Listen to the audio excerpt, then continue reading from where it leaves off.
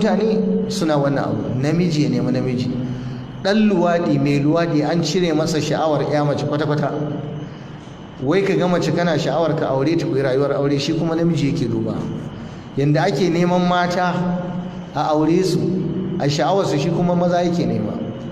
Suna da hanyoyi dubbai da suke neman maza. Akan nemi maza a ƙasar nan ta hanyar baka aiki, a kwaɗaita maka aiki mai tsoka, ofishi mai tsoka, amma da su da sharaɗin za a rinka neman ka. Kuma ina tabbatar muku, na sha faɗa a karatu na maimaita, wallahi da a ce namiji yana ɗaukan ciki, da kun ga maza barkatai a ƙasar nan masu ciki suna yawo da ciki a titi. Dan harkar ana yin ta da gaske. Kuma ku tambaya ku ji, yanzu subhanallah, bala'inta ya zama yadda ka san virus, haka take yaduwa harkar luwaɗi dana a cikin mutane malam. Hatta kai ga yanzu ana neman yara ƙanana, kuma duk yawanci ƙungiyoyin masu luwaɗi din nan suna da ƙungiyoyi, to sun fi sha'awar yara. Wani ya yi harkar ya tuba yake faɗa, ai yara ake nema daga shekaru fa, tun daga shekara 7, 8, 9 primary fa, junior secondary school 17, 18, 19, 20, 21 da 2, in mutum ya fara kaiwa 25 ma ya dan fara kamar masara ce ta nuna ta fara bushewa. So gaskiya an fi son ruwa wacce take mai dan laushi-laushi, wanda ya kai wannan shekarun ma ba a fiye ma harka da shi ba, sai dai wanda ba a samu ba. Abun bakin ciki in an gaya maka yadda ake lalata ƙananan yara yanzu a ƙasar na harkar luwaɗi, abin da ya baka mamaki. Ƙaramin yaro sai a ɗauko shi a koya masa wannan bala'i. Wannan ban yi muku magana akan neman mata su neman mata ba, harkar maɗugo shi kuma za mu zo karatu a kansa in gaba ta zo. Amma wannan abun manzo Allah ce uktulul fa'ila wal maf'ula bih, da wanda yayi da wanda aka yi da shi a kashe. Shi yasa malamai suke sabani wai me bambanci tsananin hukunci na luwaɗi ko zina, tsakanin luwaɗi da zina. Da yawa suka ce luwaɗi hukuncinsa ya fi na zina, don shi mai luwaɗi an kama shi kashe shi ake yi, kashewa. Zunubin da aka ce an kama mai shi a kashe shi. Amma yau a unguwanni, a cikin gidajen mutane, a cikin unguwanni za ka dana cewa ai alhaji wani ai dan luwaɗi ne, dan neman maza ne. Akwai wanda ya yi matsantawa wani, yana neman sa yana takura mai, yana neman sa, bin sa yake yana baya so. Ga su ba su da kunya, yan luwaɗi masu neman mazan nan ba su da kunya. Ka ga mutum mai mutunci sai su latsa shi, ya ce to zan yi maganin ka wallahi. Ya aka yi ya nuna masa ya yadda. Ina za su haɗu, suka ce su haɗu guri kaza, ashe ya ɗebi ruwan zafinsa ya tafasa a filas. Sai da ya je ya kwanta yana jiransa za su zo su yi ɗebo ruwan zafinsa ya afka masa, ya ƙone private part ɗin nasa gaba ɗaya da tumbinsa. Sai ihu yake wayo Allah ya shiga uku. Ya ce to nan gaba ka daɗa ƙara neman wani namiji da sauransu. Ba ina goyon bayan abin da wannan ɗin ya yi ba ne, ina so nuna muku wato musibar ta kai har ga haka. Kuma idan mutum ya sa ka a gaba yana neman ka, zai bi duk hanyar da zai yi haɗu da kai. Suna da wannan dabarun, ko a baka kuɗi, ko a kwaɗita maka wani abu, ko a ja hankalinka akan wani abu, duk yadda za su yi su matso da kai kusa. To kuma ba sa iya haƙuri, sai sun nuna maka alama. Daga cikin alamar yadda 'yan luwaɗi suke yi shine kaga suna ƙoƙarin taɓa maka al'aura. Da wasa kawai ko hira kuke sai ɗan taɓa maka al'aura. Da wasa kuke ko hira kuke sai taɓa maka wani private part na jikinka. To duk wanda kaga yana maka, koda da wasa ne yana maka irin wannan, to ɗan wannan ƙungiyar ne, ɗan luwaɗi ne. Saboda in yana maka ya ga baka nuna damuwa ba, yana maka baka nuna damuwa ba, nan gaba kawai to ma abin nan zai yi, ko ma ya kama maka gaban kama, ko ya sa hannun sama a cikin wandan kama, duk suna iya yi, ba su da kunya. So muna faɗin wannan ne a babi na wa'azi da faɗakarwa. Kuma abin da ya fi komai ciwo, harkar luwaɗin nan ƙungiya ne da su mai rijista ba, ƙungiya mai rijista da an amintu su yi abin da ya fi bakin ciki, har ta kai ga ana tunanin wai wannan harka ta neman maza har ana tallata ta daga wasu kasashe na waje, ana shigo mana da shi nan kasa.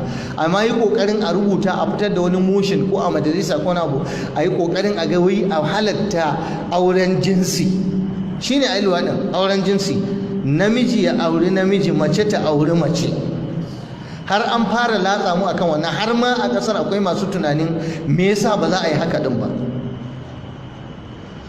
So mummuna abu ne luwaɗi. Akwai hadisai da masu tarin yawa da ayoyin alkur'ani da suka tsoratar akan wannan mummunan aiki. Allah ya ce da innahum kanu qawma sau'in fasiqina.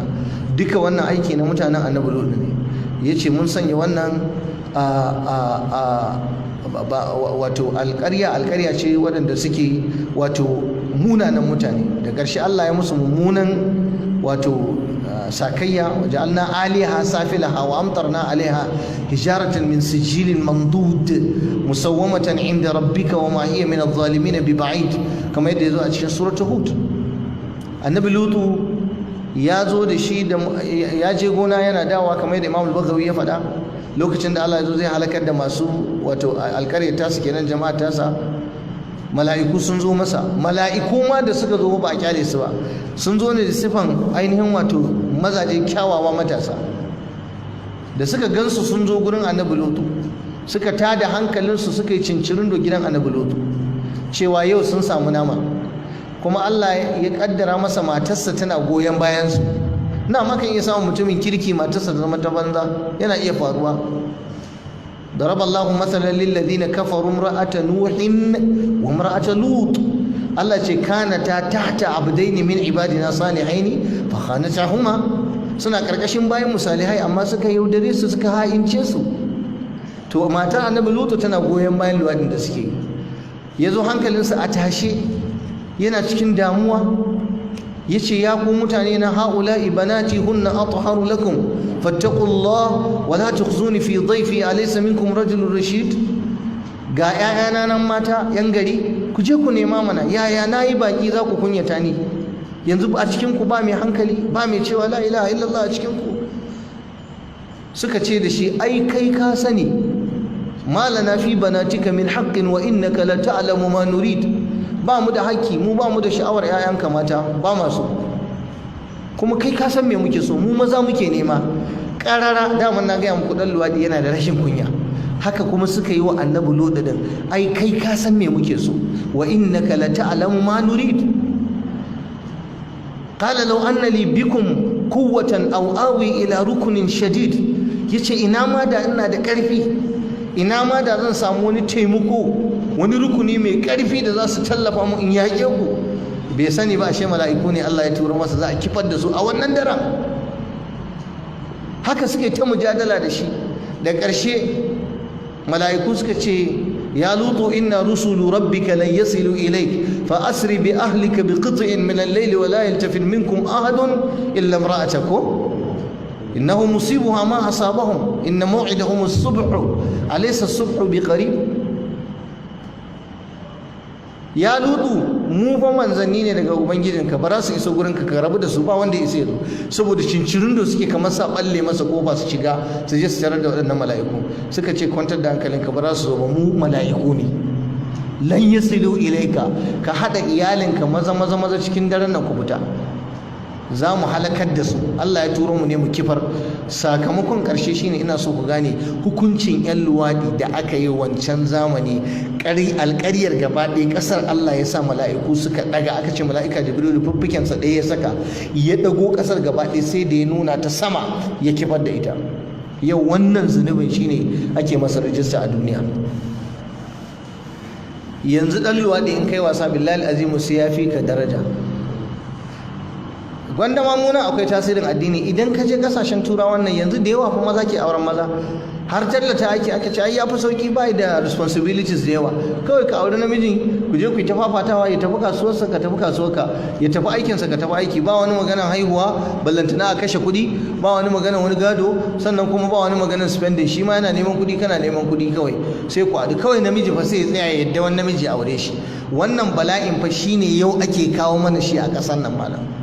Kurin da yake dabba ne kai mutum ka yadda wai shine mijinka. Bai da daɗin bayani wannan abin, bai da daɗin bayani. To amma babi ne na karatu, dole mai bayani. Kuma da yake abun yana ta yaduwa, annoba ce tana yaduwa da kasan wutar daji, harkar luwaɗi din nan. Ana neman yara a makaranta, ana neman yara a harkar kasuwanci, ana neman yara a wurare, boarding schools, subhanallah, boarding schools. dole ne gwamnati ta sa ido akan harkar boarding schools din nan. Ana neman yara, gidajen kurkuku, gidajen kaso, gidajen maza, ana neman mutane. Idan ka ji yadda 'yan kurkuku suke baka labarin yadda ake neman maza a kurkuku, abun ba kyan gani, kuma jami'an sun sani. Wulakanci a ɗauke ka kana da mutuncinka, rikici ya haɗa ka da matarka a kai ka kurkuku, ko rikicin gona ko rikicin harkar kasuwa ko na a kai ka aje a jefa ka a ɗakin 'yan gidan kaso kurin da daddare wani ya zo ya danne ka, ya fi ka ƙarfi. Da ƙarfin bala'i ake danna maza, namiji a danne ka a luwadi da kai. Akwai musibar da ta wuce wannan ya faru ne, wani ne ya ce da mutuncinsa kawai sai ga ana layi a kansa. Ashe wai su riga sun saba. Wannan fa duk a ƙasar nan ake. Shi yasa wallahi wajibi ne shugabanninmu ku tsaya ku sa ido akan abubuwan da suke gudana akan wurare da dama. Ta'adin ya isa, innahum kanu qawma sau'in fasiqin. Allah tabaraka wa ta'ala ya ce wa adkhalnahu wa adkhalnahu fi rahmatina innahu minas salihin. Mun shigar da shi Lutu fi rahmatina a cikin rahamarmu, ai fi ahli rahmatina fi dunya wal akhirah, cikin mutane wanda muka yi musu rahama muka ji kayansu a duniya da lahira. Wannan yabo ne Allah yake wa annabi Lutu, cewa ya shigar da shi cikin al'ummar da ko cikin jama'ar da ya ji kansu ya musu rahama. Innahu minas salihina, lalle annabi Lutu yana cikin salihan bayi, alladhina sabaqat lahum minal husna kenan, wanda Allah tabaraka wa ta'ala ya yi musu alkawarin gidan aljanna. Sannan kuma surar ta ba mu labari akan kissar annabi Nuh, sai Allah ya ce wa nuhan idh nada min qablu fastajabna lahu fanajjaynahu wa ahlahu min al-karbi al-'azim wa nasarnahu min al-qawmi alladhina kadhabu bi ayatina innahum kanu qawma sawin fa aghraqnahum ajma'in. وداود وسليمان إذ يحكمان في الحرث إذ نفشت فيه غنم القوم وكنا لحكمهم شاهدين ففهمناها سليمان وكلا آتينا حكما وعلما وسخرنا مع داود الجبال يسبحن والطير